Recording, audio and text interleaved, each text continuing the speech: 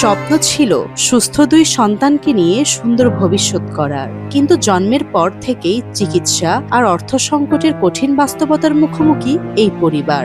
এখন তাদের একমাত্র ভরসা সমাজের সহানুভূতিশীল মানুষ ও রাষ্ট্রের সহযোগিতা। কুষ্টিয়ার দৌলতপুরে জোড়ালাগা যমজ কন্যা শিশুর জন্মের পর থেকেই চরম অনিশ্চয়তায় দিন কাটছে একটি পরিবার। আর্থিক সংকটের কারণে শিশু দুটির চিকিৎসা ও দৈনন্দিন খরচ চালাতে হিমশিম খাচ্ছেন বাবা মা। দৌলতপুর উপজেলার প্রাকপুর ইউনিয়নের বিলগাথোয়া গ্রামের বাসিন্দা মোহাম্মদ নাহিদ হাসান ও মোসাম্মদ সানজিদা আক্তার দম্পতির ঘর আলো করে গত 4 মে ঢাকার পিজি হাসপাতালে জন্ম নেয় জোড়ালাগা যমজ কন্যা শিশু। জন্মের আনন্দের সঙ্গে শুরু হয় অনিশ্চয়তা আর দুশ্চিন্তার নতুন অধ্যায়। স্বল্প বেতনের একটি চাকরি করেন শিশু দুটির বাবা নাহিদ হাসান। সংসারের নিত্য প্রয়োজনীয় খরচ মেটাতেই হিমশিম খেতে হয় তাকে। এর মধ্যে বিশেষ যত্নে বেড়ে ওঠা শিশু দুটির দুধ, ওষুধ, নিয়মিত চিকিৎসা ও অন্যান্য ব্যয় বহন করা তার পক্ষে প্রায় অসম্ভব হয়ে পড়েছে। 3 মাস পরে আমাদেরকে এখান থেকে ওদের কাছে যাইতে বলছিল হসপিটালে।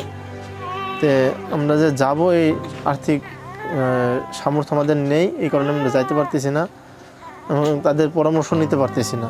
এদের যাবতীয় যে খরচ, সে খরচ বহন করার মতো সামর্থ্য আমার নেই। না থাকার কারণে এদেরকে ঠিকভাবে খাওয়াতেও কষ্ট হয়ে যাচ্ছে।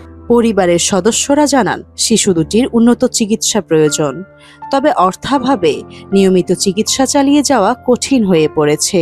আর্থিক অবস্থা তো অতটা ভালো না, এখন কিভাবে এই অবস্থায় প্রস্তুতি নেব?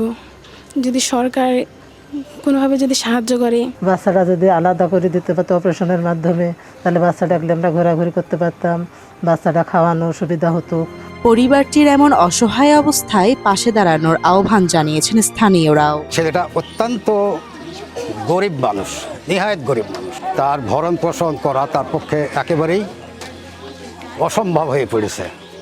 দুধ, সমস্ত কিছু কেনাকাটা খাওয়া। মায়ের খুব কষ্ট হয়েছে বাচ্চাটা করে নিয়ে রাখার জন্য। সবাই একটু যে আমরা আশেপাশের লোক একটু করে নিব বাচ্চারা, তাও নিতে পারিনি, আমরা অসম্ভব। এই বাচ্চার অপারেশনের জন্য প্রচুর টাকার প্রয়োজন।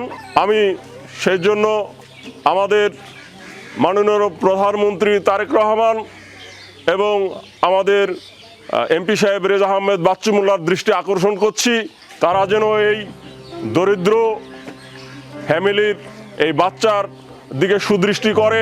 দেশবাসীর কাছেও আমি অনুরোধ করছি, যারা মহান, যারা অর্থ এবং শিল্পপতি, সকলের কাছে আমাদের অনুরোধ, এই বাচ্চাটার দিকে একটু সবাই আমরা এগিয়ে আসি। স্থানীয় জনপ্রতিনিধি বলছেন বিষয়টি মানবিক দৃষ্টিকোণ থেকে বিবেচনা করে সংশ্লিষ্ট কর্তৃপক্ষের দ্রুত উদ্যোগ নেওয়া প্রয়োজন।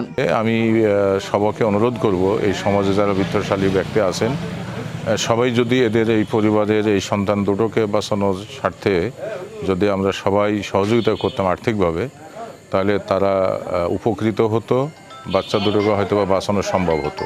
সেক্ষেত্রে আমি ইনশাল্লাহ এগিয়ে আসবো। প্রয়োজন অনুযায়ী বিশেষজ্ঞ চিকিৎসকদের সমন্বয়ে অস্ত্রোপচারের সিদ্ধান্ত নেওয়ার কথা জানান উপজেলা স্বাস্থ্য ও পরিবার পরিকল্পনা কর্মকর্তা। এটা বিশেষজ্ঞ ছাড়া এটা কারো বলা মুশকিল এবং পরীক্ষা নিরীক্ষা করে খরচের ব্যাপারটা আসলে এভাবে বলা যায় না, তবে ব্যয়বহুল এটুকু বলতে পারি, অল্প খরচে এটা হবে না। আর উপজেলা প্রশাসন বলছেন পরিবারটির আর্থিক অবস্থা বিবেচনা করে তাদের সার্বিক সহযোগিতা করা হবে। আমরা চেষ্টা করব আমরা সমাজসেবা অধিদপ্তর থেকে এককালীন ওনাকে কোনো সহযোগিতা করা যায় কিনা।